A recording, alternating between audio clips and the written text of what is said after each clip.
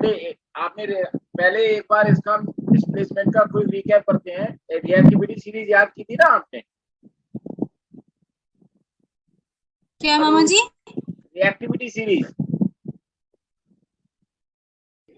हाँ आया ना? हाँ क्या है जरा मुझे बताओ, रिएक्टिविटी सीरीज कैसे, एक तरीका बताया था ना मैंने। हाँ जी हाँ मामा जी बताया तो मामा जी, वो मैं थोड़ा याद नहीं हो पा रहा था, लेकिन लेकिन चलो कोई बात नहीं, मैंने ऐसे सीरीज ही याद हुई याद कि नहीं कर हुई? लिए। या वो भी याद नहीं हुई? तो मतलब जो रिएक्टिविटी सीरीज थी ना, वो वैसे जो आपने तरीका बताया ना, उससे वो कंफ्यूजन हो रहा था बार बार, इसलिए हमने सीरीज कोई का बात नाम ही नहीं, याद कर लिया। कोई बात नहीं। तुमने ये बेटे मेन चीज ये है कि मैं बताऊं या डायरेक्ट याद करो, आपको याद होनी चाहिए। समझ में आया कि नहीं? आपको सीधे याद करनी है तो सीधे भी याद कर सकते हो, ऐसी कोई दिक्कत नहीं है। तो आप मुझे बताओ कि आपने सीरीज याद की थी कि नहीं की थी? क्योंकि बेटे डिस्प्लेसमेंट रिएक्शन जितनी भी होती हैं वो सारी की सारी जो होती हैं वो बेटे रिएक्टिविटी सीरीज याद होगी तभी हो पाएंगी। यदि रिएक्टिविटी सीरीज याद नहीं होगी तो नहीं हो पाएंगी। ठीक है ना? इस चीज का ध्यान ठीक। रखना बेटे। तो रिएक्टिविटी सीरीज का, और ये भी नहीं कि कोई ऑर्डर हम चेंज कर दें बेटे, एग्जैक्टली सेम ऑर्डर में हमको चाहिए रिएक्टिविटी सीरीज। वो ऑर्डर इसमें लिखा हुआ है ना, इससे ऑर्डर इधर से उधर कहीं नहीं होना चाहिए, ये चीज ध्यान रखना बच्चे। क्लियर हुआ? हाँ इस चीज का ध्यान रखना बेटे, जो ऑर्डर है इसी ऑर्डर में हमको चाहिए। ये नहीं कि कैल्शियम पहले लिख दो पोटेशियम बाद में लिख दो, नो, इसी ऑर्डर में चाहिएगा। ठीक है? तो हमारे पास डिस्प्लेसमेंट में मैंने क्या बताया था कि एक जो रिएक्टिव एलिमेंट है वो लेस रिएक्टिव एलिमेंट को उसके सॉल्ट सॉल्यूशन से या उसके कंपाउंड से क्या करता है, डिस्प्लेस करता है। तो उसको हम क्या बोलते हैं? डिस्प्लेसमेंट रिएक्शन हम उसको बोलते हैं। तो जैसे मैंने आपको एक आयरन और कॉपर सल्फेट का बताया, यहाँ पर बेटे कॉपर सल्फेट का ब्लू सॉल्यूशन होता है। आप लोगों ने कॉपर सल्फेट का सॉल्यूशन देखा है कि नहीं? देखा नहीं है, लेकिन पता है उसके बारे में थोड़ा। कॉपर सल्फेट नहीं देखा है आपने? नहीं। एक मिनट रुकिए, मैं आपको कॉपर सल्फेट दिखाता हूँ। देखिए बेटे, ये होता है कॉपर सल्फेट। आप ये दिखा बेटे आपको कॉपर सल्फेट? नहीं? हाँ मामा जी। ये किस कलर का है? ब्लू। ब्लू। अब ये देखो बेटे, ये मैंने हाईलाइट किया है। ये देखो, ये कैसे कलर का सॉल्यूशन है? ये ब्लू। ब्लू कलर का सॉल्यूशन है। जब हम इस ब्लू कलर के सॉल्यूशन में जब हम आयरन नील को डालेंगे, यहाँ पर हमने मान लीजिए कोई आयरन नील डाल दी, तो इसमें जो आयरन नील क्या होगी, मैं आपको इसकी एक्टिविटी दिखा देता हूँ। Copper sulphate solution and iron nail. देखिए बेटे, जैसे आप जो है इधर ये देखो इस डायग्राम में, जैसे ये बेटे ये डायग्राम में आप देखिए, इसमें आयरन नील में हमने डाला तो देखो आयरन के ऊपर बेटे ब्राउन ब्राउन डिपॉजिट आ रही है, नहीं आ रही है? हाँ। और नीचे देखो बेटे, जो इसका जो कॉपर सल्फेट का सॉल्यूशन है वो ग्रीन होना स्टार्ट हो गया। हाँ। कुछ टाइम के बाद क्या होगा, ये पूरा का पूरा सल्फेट जो सॉल्यूशन होगा वो ग्रीन हो जाएगा। ये समझ में आया कि नहीं? हेलो? हाँ मामा जी। ये बेटे पूरा का पूरा सॉल्यूशन ग्रीन हो जाएगा, और इसमें से क्या होगा बेटे, इस सॉल्यूशन में से कॉपर डिस्प्लेस होगी, क्योंकि कॉपर क्या आयरन से लेस रिएक्टिव है, और वो डिस्प्लेस होकर के या तो नीचे जमीन में या तो नीचे बीकर में बैठ जाएगी, या फिर क्या होगा वो आयरन नील पे डिपॉजिट। यहाँ देख सकते हो कि आयरन नील पे ब्राउन कलर डिपॉजिट हो रहा है। हाँ। या ऐसा होगा, दोनों में से कोई भी एक काम होगा। समझ में आ गया कि नहीं? हाँ। ऐसे ही आप देखिए बच्चे, zinc and copper sulphate. Zinc क्या होती है हमारी, सिल्वरी व्हाइट होती है। कॉपर सल्फेट का सॉल्यूशन ऑलरेडी आप लोगों ने देख लिया। जिंक सल्फेट हमारा, और कॉपर सल्फेट ब्लू है, तो यहाँ से जो जिंक सल्फेट मिलेगा उसका कलरलेस सॉल्यूशन होगा, और उसके ऊपर रेड ब्राउन कलर की कॉपर जम जाएगी। ऐसी बेटे मैग्नीशियम है, मैग्नीशियम को कॉपर सल्फेट सॉल्यूशन में डालेंगे तो मैग्नीशियम सल्फेट बनेगा, जो कि कलरलेस सॉल्यूशन होगा, उसका कोई कलर नहीं होगा, जैसे पानी का कोई कलर नहीं होता। ठीक है? और कॉपर उसके ऊपर डिपॉजिट हो जाएगी। ऐसी नेक्स्ट देखिए बेटे आप कि कॉपर क्लोराइड का सॉल्यूशन, ये भी ब्लू कलर का होता है, और लेड हमारी ब्लूइश ग्रे होती है। जब ये आपस में रिएक्शन करेंगी तो लेड क्लोराइड और कॉपर बनाएगी। समझ में आया बेटे? इन सब में क्या है, हाँ। बेसिकली जितनी भी मेटल है, जितनी भी मेटल हमने डाली है, सारी क्या है, कॉपर से ज्यादा रिएक्टिव है। अब नेक्स्ट है बेटे कॉपर और सिल्वर नाइट्रेट सॉल्यूशन के बीच में। जो सिल्वर नाइट्रेट का सॉल्यूशन होता है वो भी क्या है, कलरलेस है। अब क्योंकि बेटे कॉपर सिल्वर से ज्यादा रिएक्टिव है तो क्या बनाएगी, कॉपर नाइट्रेट का ब्लू सॉल्यूशन, और साथ में सिल्वर निकल जाएगी। क्लियर? हाँ। अब ये तो बेटे इसके बाद जो और रिएक्शन क्या बताई थी मैंने, डाइल्यूट हाइड्रोक्लोरिक एसिड और आयरन की। ठीक है, ये आयरन हमारा जो है एज ए आयरन रिंग लेते हैं, हाइड्रोक्लोरिक एसिड, क्योंकि आयरन क्या है बेटे, हाइड्रोजन से ज्यादा रिएक्टिव है। यदि आप रिएक्टिविटी सीरीज आपको याद है तो आप देखोगे आयरन हाइड्रोजन से ऊपर आती है रिएक्टिविटी सीरीज में। तो वो जितनी भी ध्यान रखना बेटे एसिड्स की हाँ। उन मेटल्स के साथ में रिएक्शन जो कि उससे ज्यादा रिएक्टिव है वो डिस्प्लेसमेंट रिएक्शन होती है। क्लियर हुआ? आया ना? हाँ। अब ऐसी बेटे मैग्नीशियम के हाइड्रोक्लोरिक एसिड के साथ देखेंगे तो मैग्नीशियम क्लोराइड और हाइड्रोजन गैस निकलेगी। अब क्योंकि बेटे सोडियम भी हाइड्रोजन से बहुत रिएक्टिव होती है, तो सोडियम और पानी के बीच में रिएक्शन भी होती है, तो ये सोडियम हाइड्रोक्साइड और हाइड्रोजन गैस बनाती है। ऐसी बेटे जिंक और सल्फ्यूरिक एसिड, क्योंकि जिंक क्या हाइड्रोजन से ज्यादा रिएक्टिव है, तो जिंक और सल्फ्यूरिक एसिड के बीच में जो रिएक्शन होगी उसमें हाइड्रोजन गैस प्रोड्यूस होगी और जिंक सल्फेट बनेगी। अब ये तो बेटे जितनी भी ऊपर हमने जो रिएक्शन समझी है वो सारी क्या थी, एक्वस सॉल्यूशन पे। अब हम जो समझेंगे बेटे, जो एक्वस सॉल्यूशन बना होकर के या दो सॉलिड भी हो तो भी हमारी रिएक्शन हो सकती है। जैसे कॉपर ऑक्साइड, कॉपर ऑक्साइड क्या है, बेसिकली कॉपर का ऑक्साइड होता है और इसका कलर क्या होता है बेटे, ब्लैक कलर का होता है। कैसे कलर का होता है ये? ब्लैक। ये ब्लैक कलर की होती है। और ये मैग्नीशियम तो हमारा जो है बेटे सिल्वरी व्हाइट होती है, आपको ऑलरेडी दिखाई हुई है। तो जब हम इनको हीट कराएंगे तो हीट कराने से क्या होगा बेटे, ये मैग्नीशियम क्या करेगी, कॉपर को डिस्प्लेस कर देगी और मैग्नीशियम ऑक्साइड का व्हाइट पाउडर बन जाएगा। समझ में आया कि नहीं? हाँ। कॉपर अलग से निकल जाएगी जो कि हमारी ब्राउन कलर की जो कॉपर होगी। तो ये भी रिएक्शन हो सकती है।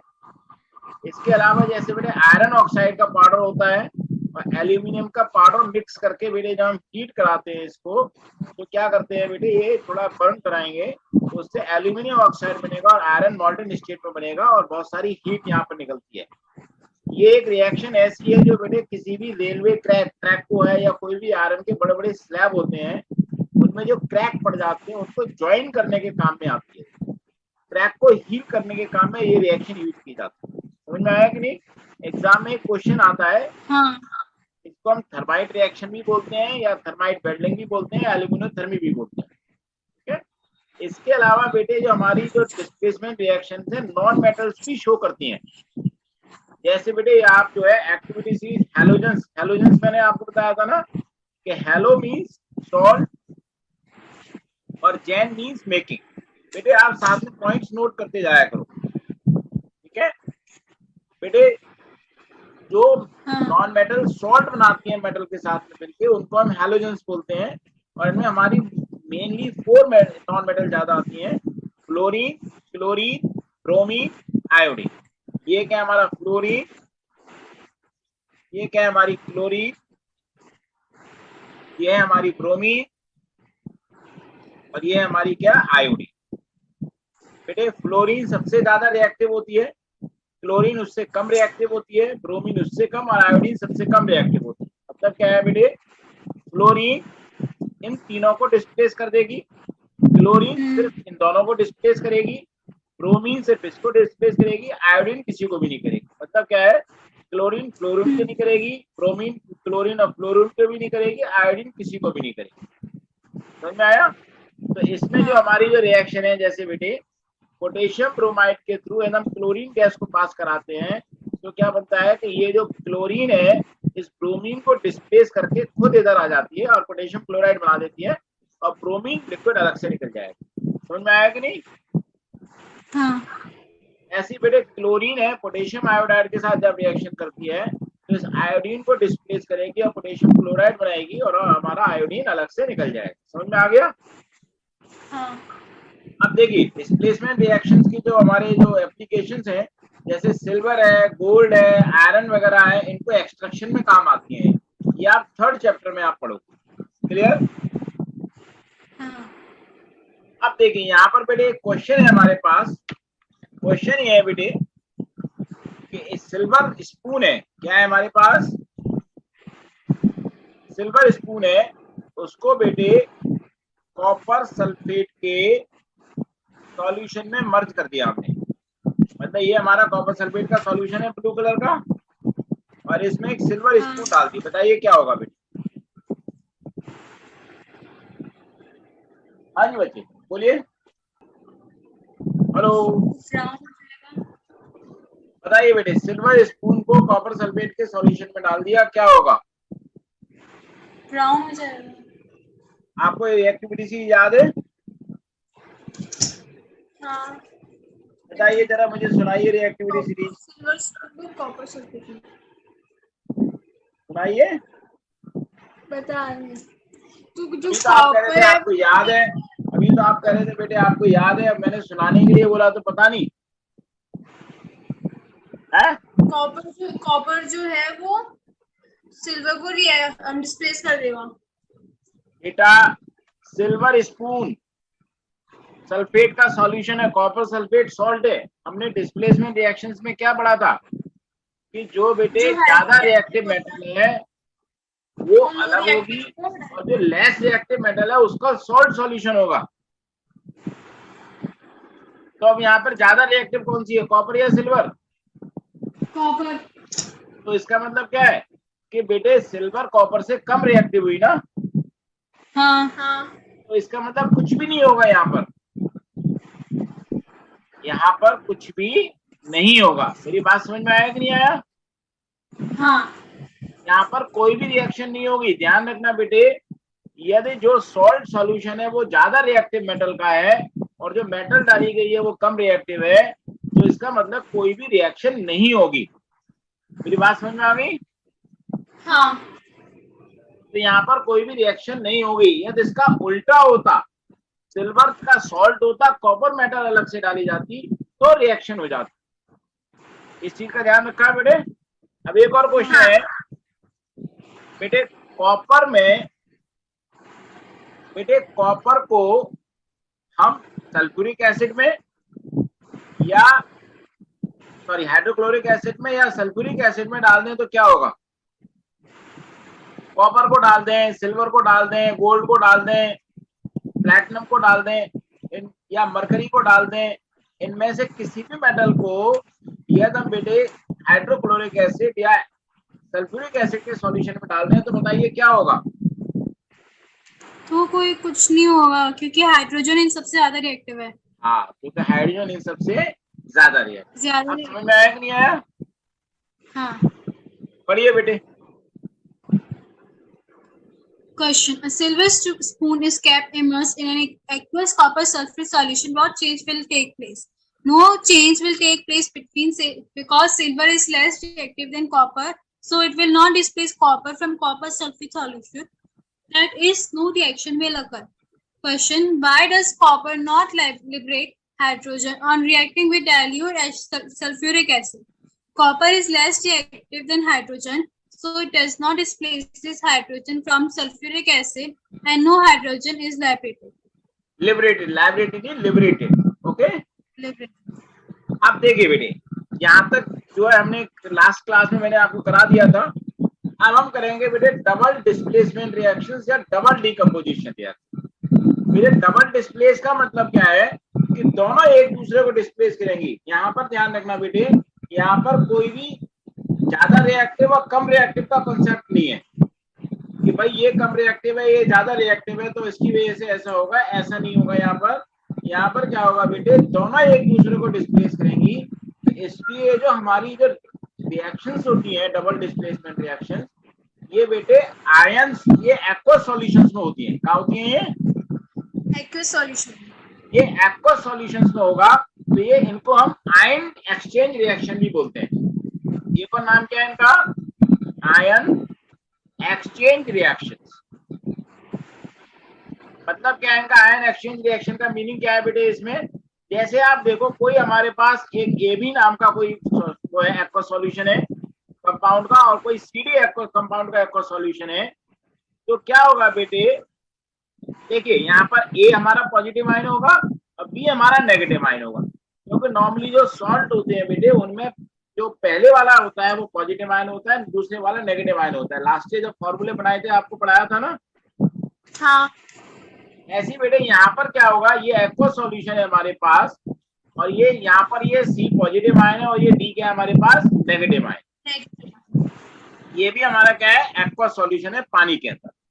तो ये A क्या करेगा बेटे, D के साथ जाएगा, ये पॉजिटिव आयन इसके साथ जाएगा तो AD बना देगा, और ये B नेगेटिव आयन C के साथ जाएगा तो ये क्या बना देगा, CB बना देगा। बात समझ में आया? तो यहाँ पर क्या हुआ बेटे, आयन जो एक दूसरे से क्या हो गए, एक्सचेंज हो गए। क्या हो गए, आयन एक्सचेंज यहाँ पर हो गए। तो यहाँ पर क्या हो रहा है, आयन एक्सचेंज टेक्स प्लेस। ये बात समझ में आई कि नहीं आई? हाँ ना? हाँ मामा जी। तो ये बेटे क्या है, यहाँ पर समझ में आगे नहीं आगे कि एक्वस सॉल्यूशन में होती है और आयन एक्सचेंज यहाँ पर होते हैं। अब यहाँ पर क्या होता है, इनमें से कोई भी एक प्रोडक्ट, चाहे तो ये होगा या ये होगा, वो क्या बनेगा, सॉलिड बनेगा।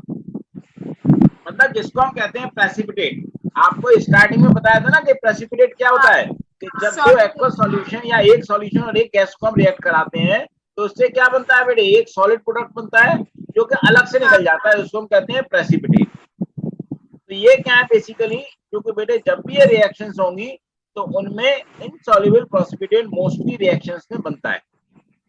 तो ऐसी रिएक्शंस को क्या है, हमारी ये प्रेसिपिटेशन रिएक्शंस भी होती है। बात समझ में आया कि नहीं आया बेटे? हाँ। ये हमारी प्रेसिपिटेशन रिएक्शंस भी होती है, तो इनको हम क्या कहते हैं, प्रेसिपिटेशन रिएक्शन। तो बेटे ऑलरेडी आपको स्टार्टिंग में बताया था कि प्रेसिपिटेशन रिएक्शंस क्या है, जिनमें कोई भी एक प्रोडक्ट जो बन रहा है सॉलिड बनेगा और वो निकल जाता है उससे जो है सॉल्यूशन से, और वो डिसॉल्व नहीं होता, उसको हम क्या कहते हैं, प्रेसिपिटेशन। क्लियर? और जब भी हम इसको लिखेंगे तो ये एरो यहाँ आएगा, ये डाउनवर्ड एरो हम लगाएंगे। डाउनवर्ड एरो का मतलब क्या है, कि सॉलिड बन रहा है जो कि नीचे की तरफ जा रहा है। ये बात समझ में आ गई नहीं? हाँ। इसको रीड करो बेटे। Double displacement reactions or double decomposition reactions. Those reactions in which two compounds react by an exchange of ions to form two new compounds are called double displacement reactions. These reactions usually occur in solutions, and one of the product being insoluble precipitates out as a solid. So these reactions are also called precipitation reactions. Precipitation reaction, any reaction in which one of the product formed is an insoluble substance and is thrown out of the solution as solid, called precipitate, is called precipitation reaction.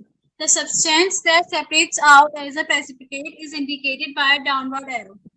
बात समझ में आ गई आपको? हाँ. अब देखिए बेटे examples देखते हैं। तो बेटे हमने क्या किया, एक तो सिल्वर नाइट्रेट का सॉल्यूशन लिया है जो कि कलरलेस होता है, और सोडियम नाइट्रेट, सोडियम क्लोराइड का सॉल्यूशन लिया, वो भी क्या हमारा कलरलेस है। सोडियम क्लोराइड तो वही हो गया जो घर में हम सॉल्ट यूज करते हैं। ये दोनों सॉल्यूशन क्या होते हैं, हमारे कलरलेस सॉल्यूशन होते हैं। ये भी कलरलेस है, ये भी कलरलेस है, और दोनों ही एक्वस सॉल्यूशन है। तो हमने एक यहाँ पर लिखा हुआ है। तो जब ये आपस में रिएक्शन करेंगे तो क्या होगा बेटे, सिल्वर क्लोराइड का व्हाइट प्रेसिपिटेट बनेगा। जैसे डालेंगे बेटे बीकर में तो सिल्वर क्लोराइड नीचे, व्हाइट प्रेसिपिटेट ऐसे नीचे बैठ जाएगा। और साथ में क्या होगा बेटे, सोडियम नाइट्रेट क्या एक्वस सॉल्यूशन में रह जाएगा। मतलब इसके ये तो एक्वस सॉल्यूशन भी रह जाएगा और ये क्या होगा, हमारा व्हाइट प्रेसिपिटेट बन जाएगा। जैसे आपने देखा होगा जब दूध फटता है तो फटा हुआ पोर्शन, सॉलिड पोर्शन एक तरफ रह जाता है, पानी एक तरफ रह जाता है। तो यहाँ पर आप देखो बेटे क्या हो रहा है कि सिल्वर क्लोराइड के साथ चला गया और सोडियम नाइट्रेट के साथ चला गया, तो क्या हुआ, आपस में आयन का एक्सचेंज हो। क्लियर हुआ कि नहीं? दूसरा क्या है बेटे, अमोनियम हाइड्रोक्साइड और एल्यूमिनियम क्लोराइड सॉल्यूशन के बीच में रिएक्शन, ये भी दोनों हमारे एक्वस सॉल्यूशन है। तो इससे क्या बनेगा, एल्यूमिनियम हाइड्रोक्साइड का व्हाइट प्रेसिपिटेट बनेगा। बेटे ऑलरेडी मैंने आपको बताया था पहले भी, जो करेक्ट हमने जो how to make the chemical equations more informative, उसमें क्या बताया था, प्रेसिपिटेट को हमेशा सॉलिड लिखेंगे और नीचे एक एरो लगा देंगे। तो इससे यहाँ भी एक एरो लगा देंगे जिससे पता रहेगा कि ये हमारा क्या है, प्रेसिपिटेट हो रहा है। और अमोनियम क्लोराइड का क्या बनेगा, एक्वा सॉल्यूशन। तो यहाँ देखोगे बेटे ये क्लोराइड था, ये अमोनियम के साथ चला गया, और हाइड्रोक्साइड है वो क्या हुआ हमारा एल्यूमिनियम के साथ आ गया और क्या बन गया व्हाइट प्रेसिपिटेट। क्लियर हुआ? तो यहाँ इनका आयन एक्सचेंज हमारा हो गया। अब एक और एग्जांपल देखिए बेटे कि यहाँ पर जैसे बेरियम क्लोराइड का एक्वा सॉल्यूशन है और सोडियम सल्फेट का एक्वा सॉल्यूशन, दोनों बेटे ट्रांसपेरेंट होते हैं, दोनों कलरलेस होते हैं। तो इससे क्या बनेगा, बेरियम सल्फेट का व्हाइट प्रेसिपिटेट बनेगा। क्या बनेगा, व्हाइट प्रेसिपिटेट बेरियम सल्फेट का बनेगा। और ये हमारा इसको नीचे शो कर देंगे और सोडियम क्लोराइड क्या होगा हमारा एक्वा सॉल्यूशन में आ जाए। बात समझ में आ गई कि नहीं आ गई? हेलो बेटे, मेरी आवाज पहुंच रही है नहीं पहुंच रही है? हाँ मामा जी। बेटे वो बता दो। तो यहाँ पर क्या हुआ बेटे, सल्फेट आयन बेरियम के साथ गए और क्लोराइड आयन क्या होगा हमारे सोडियम के साथ आ गए, तो दोनों का एक्सचेंज आपस में होगा।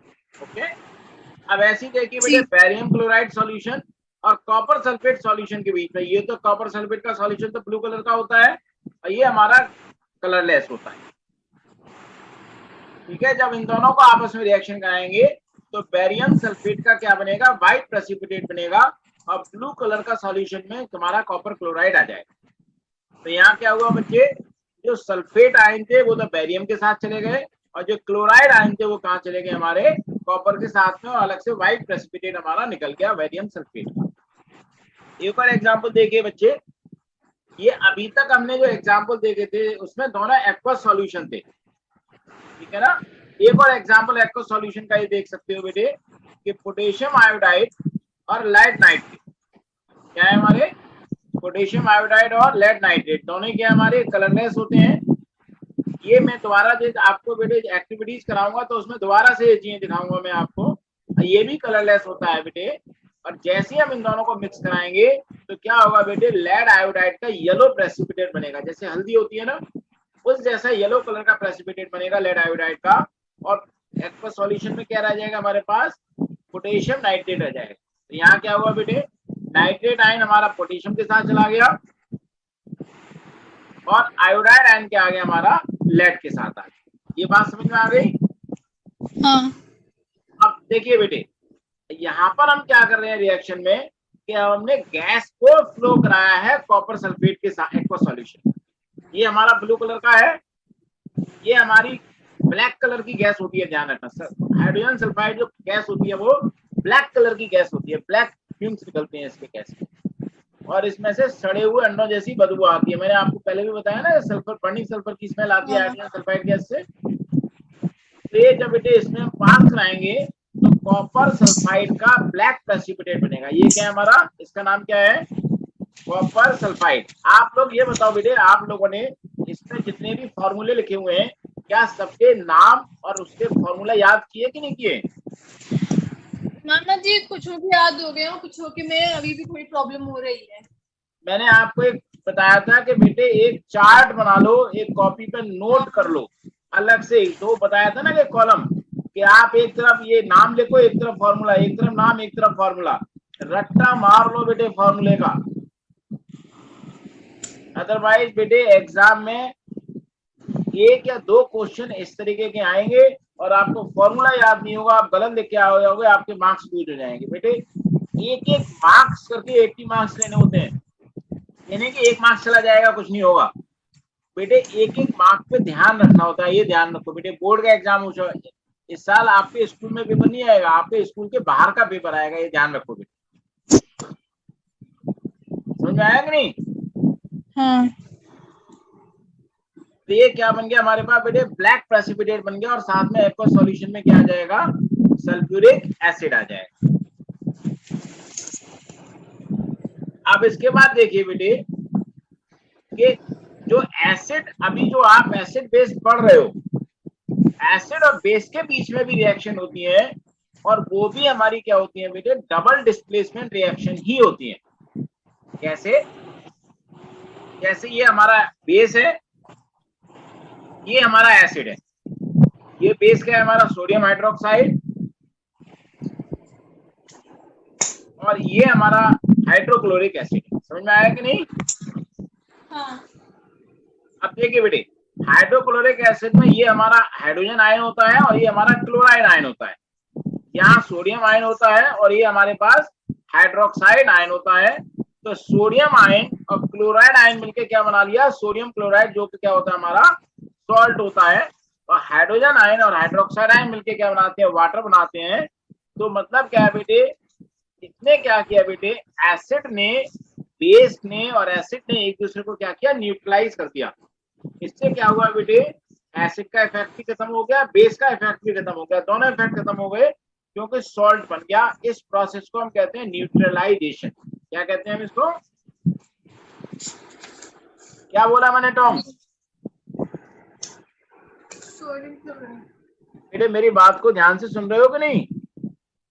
हाँ मामा जी, आपकी आवाज अभी कट गई थी बीच में। मैंने क्या बोला? इस टर्म को क्या कहते हैं हम? न्यूट्रलाइजेशन। क्या कहते हैं हम इसको? न्यूट्रलाइजेशन। न्यूट्रलाइजेशन मतलब एसिड बेस का इफेक्ट न्यूट्रलाइज कर रहा है, बेस एसिड का इफेक्ट न्यूट्रलाइज कर रहा है। क्लियर हुआ? हाँ। अब क्योंकि यहाँ पर आयन एक्सचेंज हो रहे हैं तो इसलिए डबल डिस्प्लेसमेंट इंटरेक्शन नहीं है। इसके अलावा ध्यान रखना यहाँ पर बेटे, नो प्रेसिपिटेट, यहाँ पर कोई भी प्रेसिपिटेट नहीं बन रहा है। ये रिएक्शन डबल डिस्प्लेसमेंट वाली ऐसी है जहां पर कोई भी प्रेसिपिटेट नहीं बन रहा है। क्लियर हुआ? हाँ। अब एक और चीज जो मैं आपको यहाँ बता दूं बेटे, कि इसमें एक और एग्जांपल दे दूं जहां एक्वस सॉल्यूशन है, जैसे CaOH होल ट्वाइस, ये लाइम वाटर होता है, ये हमारा क्या एक्वस सॉल्यूशन है। इसमें कार्बन डाइऑक्साइड गैस फ्लो कराते हैं, ये हमारी गैस हो गई। तो क्या होगा बेटे? क्या बनता है? कैल्शियम कार्बोनेट का व्हाइट प्रेसिपिटेट बनता है। क्या बनता है? व्हाइट प्रेसिपिटेट बनता है। और साथ में क्या बनता है? ये वाटर। ध्यान रखना बेटे, ये भी एक तरीके की न्यूट्रलाइजेशन रिएक्शन ही है। ये एक तरीके की न्यूट्रलाइजेशन रिएक्शन ही है, क्योंकि ये हमारा बेस है और कार्बन डाइऑक्साइड गैस क्या होती है? हमारी एसिडिक गैस होती है। ये एसिड नहीं होता लेकिन एसिडिक गैस होती है और ये व्हाइट प्रेसिपिटेट बनाती है जो कि सॉल्ट है और ये वाटर है। तो ये न्यूट्रलाइजेशन रिएक्शन इस तरीके की है जहां पर बेटे एक प्रेसिपिटेट भी बन रहा है। ये डिफरेंस समझ में आ गया आपको? हाँ। आया ना? हाँ। पढ़ो उसको फटाफट से। Examples. First, reaction between silver nitrate AgNO3 solution and sodium chloride solution. A white precipitate of silver chloride is formed along with sodium nitrate solution. AgNO3 aqueous plus NaCl aqueous gives AgCl solid white precipitate plus NaNO3 aqueous. In this reaction, chloride and nitrate ions have displaced each other. Second, reaction between ammonium hydroxide solution and aluminium chloride solution. NH4OH aqueous plus AlCl3 aqueous gives AlOH whole trisolid white precipitate plus 3NH4Cl aqueous. A white precipitate of aluminium hydroxide is formed along with aluminium chloride solution. Ammonium chloride क्या लिखा? Ammonium chloride, ammonium chloride solution. Here chloride and hydroxide ions exchange each other. Third, reaction between sodium sulfate solution and barium chloride solution. A white precipitate of barium sulfate is formed along with sodium chloride solution. BaCl2 aqueous plus Na2SO4 aqueous gives BaSO4 solid white precipitate plus 2 NaCl aqueous. Reaction between barium chloride solution and copper sulfate solution. A white precipitate of barium sulfate is formed with copper chloride solution. BaCl2 aqueous plus CuSO4 aqueous gives BaSO4 solid and CuCl2 aqueous. Fifth, when hydrogen sulfide gas is passed through copper sulfate solution, then a black precipitate of copper sulfide is formed along with sulfuric acid solution. CuSO4 aqueous plus H2S gaseous gives CuS solid black PPT plus H2SO4 aqueous. When potassium iodide solution is added to lead nitrate solution, then a yellow precipitate of lead iodide is produced along with potassium nitrate solution. 2Kl aqueous plus PbNO3 twice aqueous gives PbL2 solid yellow PPT plus बेटे Kl नहीं है, Ki है, वो I है potassium iodide, ठीक, और ये lead iodide है PbI2, ठीक है। ठीक। अब आगे बढ़ो। Neutralization reactions. Those reactions in which acid is neutralized by base to form salt and water are called neutralization reactions. They are double displacement reactions also. Examples: reaction between sodium hydroxide and hydrochloric acid to form sodium chloride and water. NaOH aqueous plus HCl aqueous gives NaCl aqueous plus H2O liquid. No precipitate is formed because sodium chloride is soluble in water. देखिए बेटे, एक question पढ़ो, क्या लिखा है? Question: a student dropped few pieces of marble in dilute hydrochloric acid contained in a test tube. The evolved gas was then passed through the lime water. What change will be observed in lime water? Write balanced chemical equation. क्या मिला बेटे? पहली equation क्या मिली आपकी? CaCO3 plus HCl gives CaCl2 plus CO2 plus H2O. क्या बोला आपने? CO3 okay, plus HCl okay, gives CaCl2 plus CO2 plus H2O. CaCl2 कहाँ देखी है इक्वेशन? क्या कहाँ देखी है बताओ? मतलब? देखिए, अपने आप निकाली है। अपने आप निकाली है। अच्छा, अपने आप निकाली है, अच्छी बात है। चलिए बेटे, कैल्शियम कार्बोनेट को में जब हम हाइड्रोक्लोरिक एसिड डालेंगे तो क्या बनाएगा? सॉल्ट बनाएगा, वाटर बनाएगा और कार्बन डाइऑक्साइड गैस। तो इसकी वजह से क्या होगा बेटे? ब्रिस्क एफरवेसेंस होगी। क्या होगी? ब्रिस्क एफरवेसेंस जानते हो क्या होती है बेटे? नहीं। अच्छा, नहीं जानते। अच्छा ये बताओ बेटे, आपने कोल्ड ड्रिंक की बोतल में कभी काला नमक डाला है? नहीं डाला, ओके। नहीं। अच्छा, कोल्ड ड्रिंक पीते हो? नहीं। हाँ, बहुत ही कम है। अच्छा, बहुत ही कम, कोई बात नहीं। जब बेटे नई बोतल लेके आते हैं और उसको अच्छी तरीके से हिला लें, खोलने से पहले अच्छी तरीके से उसको हिला लेना, और फिर एकदम से ढक्कन खोलेंगे तो क्या होगा? वो बाहर आ जाएगा एकदम। झाग आते नहीं आते हैं? हाँ। वो झाग एफरवेसेंस है। क्या है वो झाग? एफरवेसेंस इसको हम बोलते हैं। आप घर में एक एक्सपेरिमेंट कर सकते हो बेटे, कि जो विनेगर जो होता है, विनेगर होता है, शायद मैंने हो सकता है पहले भी एक्सपेरिमेंट आपको बताया हो। विनेगर में मतलब जिसको हम सिरका बोलते हैं हिंदी में, उसमें थोड़ा सा सर्फ डाल देना, ठीक है? तो क्या होगा? एकदम से जैसे वॉल्केनो बाहर आता है बेटे, झाग तरीके से बाहर आएगा। समझ में आया कि नहीं आया? हाँ। तो इसको हम कहते हैं ब्रिस्क एफरवेसेंस। और जो ब्रिस्क एफरवेसेंस होती है बेटे, वो कार्बन डाइऑक्साइड की वजह से होती है। कार्बन डाइऑक्साइड गैस क्या करती है बच्चे? एक ब्रिस्क एफरवेसेंस क्रिएट करती है। क्लियर हुआ? आया ना? हाँ। ठीक है। इसका मतलब क्या है बेटे? Evolve gas pass through the lime water. तो हमारे पास इवोल्व गैस कौन सी है? कार्बन डाइऑक्साइड है। अब जब लाइम वाटर, अभी मैंने पीछे के एग्जांपल में बताया था, लाइम वाटर क्या होता है? CaOH छोटा ही होता है। तो जब बेटे इसको हम पास करेंगे कार्बन डाइऑक्साइड गैस को लाइम वाटर के थ्रू, तो क्या बताया था मैंने कि कैल्शियम कार्बोनेट का व्हाइट प्रेसिपिटेट बनाएगी। हाँ। और साथ में क्या बनाएगा? वाटर, ये बनाएगा लिक्विड। क्लियर हुआ कि नहीं हुआ? हाँ। तो पहले केस में क्या है आपको? You will see the brisk effervescence of carbon dioxide gas. Second case में क्या दिखाई देगा आपको? व्हाइट प्रेसिपिटेट बनेगा। तो ये दो चीजें हमारी ऑब्जर्वेशंस यहाँ पर होंगी। क्लियर हुआ? मार्बल होता क्या है? मार्बल होता है हमारे पास कैल्शियम कार्बोनेट। क्लियर? पढ़िए बच्चे, रीड करो। Question: a student dropped few pieces of marble in dilute hydrochloric acid contained in a test tube. The evolved gas was then passed through the lime water. What change will be observed in lime water? Write balanced chemical equations. Observe. Chemical formula of marble is calcium carbonate CaCO3. When calcium carbonate reacts with dilute hydrochloric acid, then calcium chloride carbon dioxide gas and water is formed. When carbon dioxide gas is passed through lime water, then a white precipitate of calcium carbonate is formed, which turns lime water milky. ये समझ में आगे नहीं आया बेटे आपको ये? हाँ. अब एक और क्वेश्चन है बेटे, देखो पढ़ो क्या लिखा है क्वेश्चन.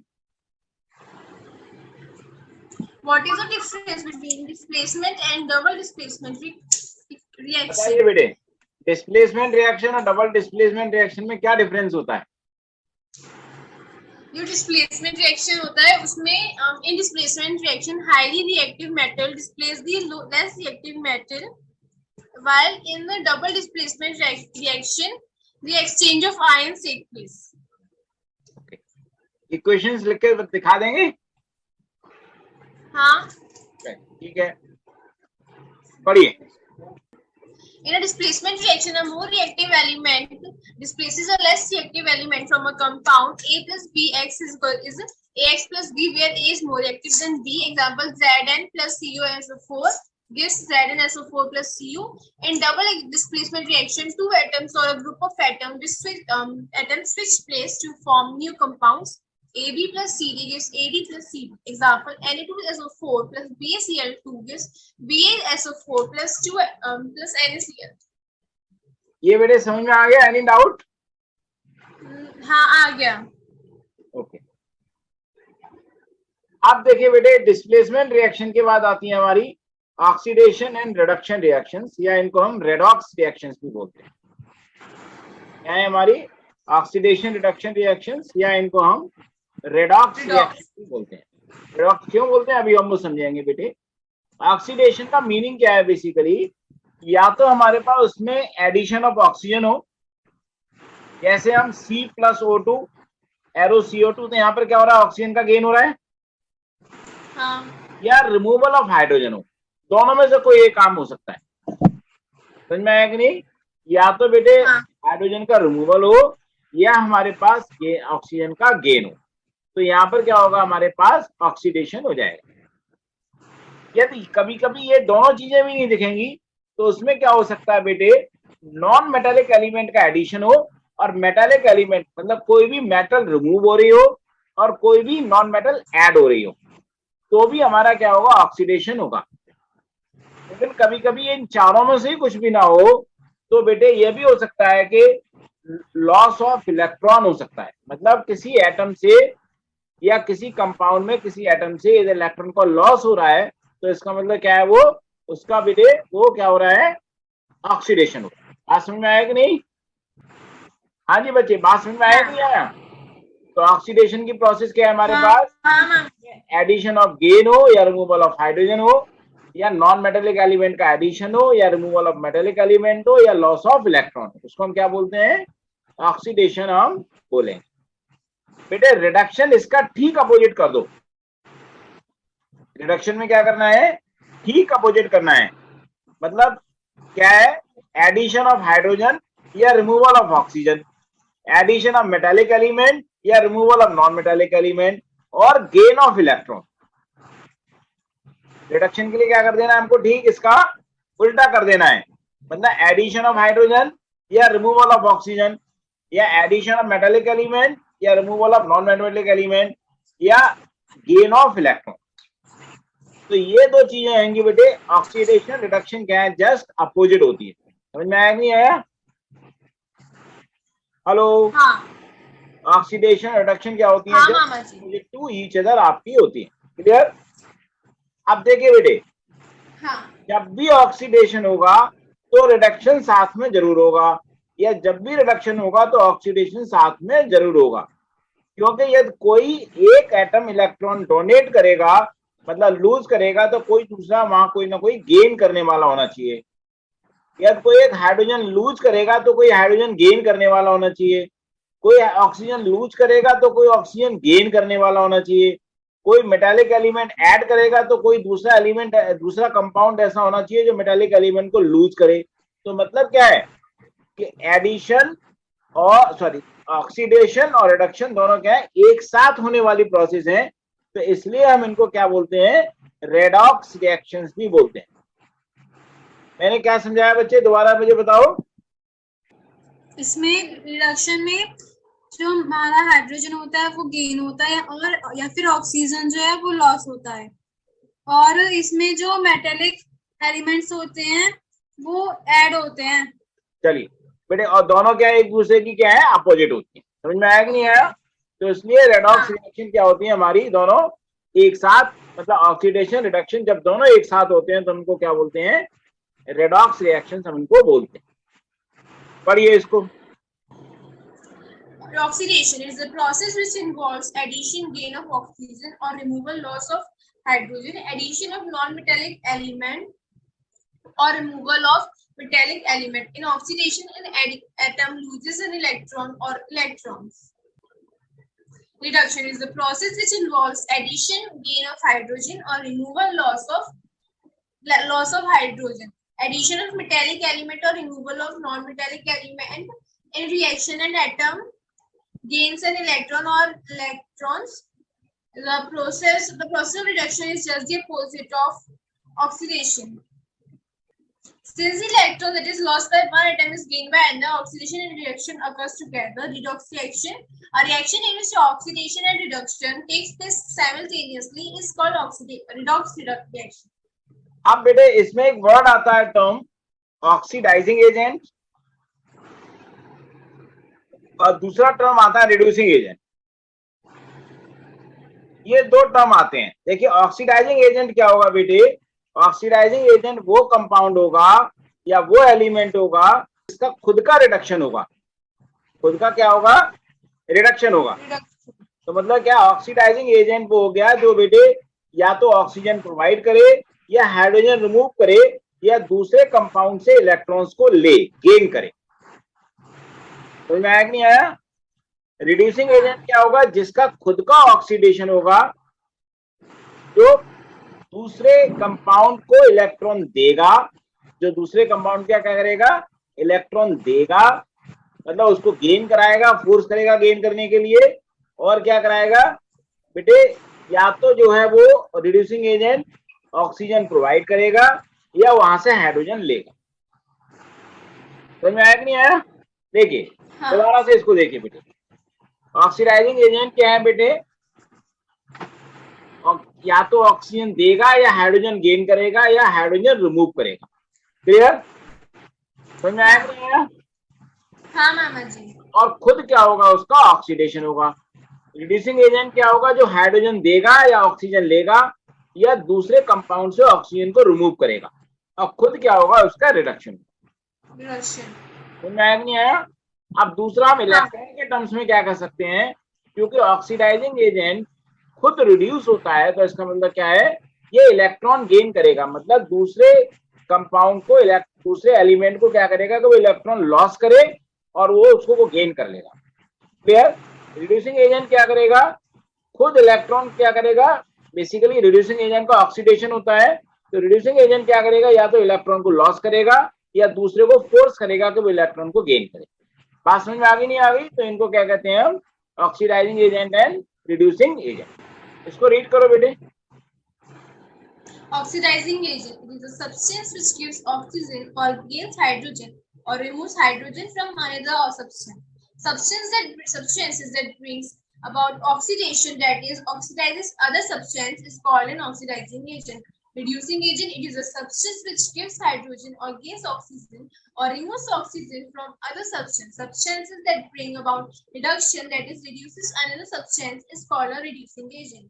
तो बेटे ऑक्सीडेशन क्या होता है, रिडक्शन क्या होता है, ऑक्सीडाइजिंग एजेंट, रिड्यूसिंग एजेंट। एक एग्जाम में जरूर क्वेश्चन बनता है कि इनमें से किसका ऑक्सीडेशन हो रहा है, किसका रिडक्शन हो रहा है, कौन ऑक्सीडाइजिंग एजेंट है, कौन रिड्यूसिंग एजेंट है। ये एग्जाम में एक क्वेश्चन आपको मिल जाता है। समझ में आया कि नहीं? अब देखिए एग्जाम्पल्स क्या है बेटे, जैसे बेटे कार्बन क्या होता है, कार्बन हमारा कोल में होता है, तो कार्बन को जब हम बर्न कराते हैं तो ऑक्सीजन की प्रेजेंस में बर्न होगा, तो ये कार्बन डाइऑक्साइड गैस बनता है। तो इसका मतलब क्या है बेटे, ये ऑक्सीजन क्या हमारे पास क्या हुआ, कार्बन के साथ ऐड हो रहा है, तो कार्बन का क्या हुआ, ऑक्सीडेशन हुआ। कार्बन का क्या हुआ, ऑक्सीडेशन। और ऑक्सीजन का क्या हुआ, रिडक्शन हुआ। क्या हुआ ऑक्सीजन का, रिडक्शन। समझ में आया कि नहीं आया? कार्बन तो ये कार्बन क्या हुआ यहाँ पर हमारे पास बेटे, ध्यान से नोट कर लो बेटे, कार्बन क्या हुआ हमारे पास, रिड्यूसिंग एजेंट हुआ, और ऑक्सीजन क्या हुआ हमारे पास यहाँ पर, ऑक्सीडाइजिंग एजेंट। समझ में आया कि नहीं? हाँ। मतलब क्या है बेटे, कार्बन और ऑक्सीजन वैसे तो हम ऑक्सीडेशन रिएक्शन मान के चलते हैं, लेकिन यहाँ पर कार्बन का ऑक्सीडेशन हो रहा है क्योंकि उसमें ऑक्सीजन ऐड हो रही है, ऑक्सीजन का रिडक्शन हो रहा है। कार्बन हमारा रिड्यूसिंग एजेंट है, मतलब जिसका ऑक्सीडेशन होगा वो रिड्यूसिंग एजेंट है, और जिसका रिडक्शन होगा वो ऑक्सीडाइजिंग एजेंट होगा। क्लियर? हाँ। अब ऐसे देखे फास्फोरस में सेम जैसे ऊपर किया वैसे यहाँ भी फास्फोरस में ऑक्सीजन ऐड हो रही है, जिससे फास्फोरस पेंटा ऑक्साइड बन रहा है। इसका नाम है बेटे फास्फोरस पेंटा ऑक्साइड। इसको नोट कर लो बेटे। तो ये हमारा फास्फोरस, इसका क्या हो रहा है, ऑक्सीडेशन हो रहा है, क्योंकि यहाँ पर बेटे एडिशन ऑफ ऑक्सीजन हो रहा है, इसका रिडक्शन हो रहा है। ये हमारा जो है बेटे रिड्यूसिंग एजेंट हुआ फास्फोरस, और ये हमारा ऑक्सीजन क्या हुआ, ऑक्सीडाइजिंग एजेंट हुआ। समझ में आया कि नहीं आया? हाँ। ऐसे बेटे कॉपर पाउडर, इसकी एक एक्टिविटी भी आती है बेटे, एग्जाम में पूछते हैं कि एक ब्राउन कलर का पाउडर लिया था, उसको थोड़ा हीट कराया तो ब्लैक कलर में चेंज हो गया। Identify the substance taken and identify the product form. ऐसा एक क्वेश्चन एग्जाम में आता है। समझ में आया कि नहीं? हाँ।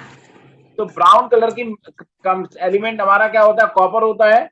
आपने देखो बेटे घर में मान लीजिए कॉपर के बर्तन हो, तो आप देखोगे उनको हीट करने के बाद वो काले पड़ जाते हैं बाहर से, यदि हो तो आप देख सकते हो घर में। ठीक है, बेसिकली क्या हो रहा है कि कॉपर जब बेटे ऑक्सीजन, जो एयर में जो ऑक्सीजन है उसके साथ जब रिएक्ट करती है बेटे, तो हीट की वजह से वो कॉपर ऑक्साइड का सब्सटेंस बन रहा है। कॉपर ऑक्साइड क्या होता है हमारे पास, ब्लैक कलर का होता है।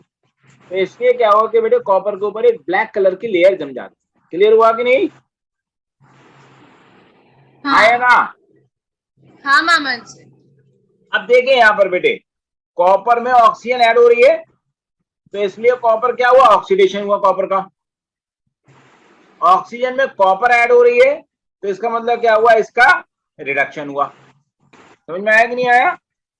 तो मतलब क्या हुआ बेटे, कॉपर जो हुआ हमारा, वो तो हुआ हमारा रिड्यूसिंग एजेंट, मतलब जिसका ऑक्सीडेशन होगा वो रिड्यूसिंग एजेंट होगा, और ऑक्सीजन क्या हुआ हमारे पास, ऑक्सीडाइजिंग एजेंट हुआ। क्लियर हुआ कि नहीं हुआ? हाँ। इन एग्जांपल्स को पढ़ो बेटे। First, burning of carbon, C plus O2 gives CO2. This is oxidation reaction, and because oxygen is added to carbon. B, burning of phosphorus. Here, addition of oxygen to phosphorus. C, burning of copper powder. Cu plus O2 on heating, COO. Here, oxygen is added to copper, so copper is oxidized. Oxygen is changing into CO. There is an addition of copper, which is a metal, to oxygen. So oxygen is reduced to CO. So in this reaction, copper is oxidized and oxygen is. बेटे आज इतने ही रहने देते हैं, ठीक है?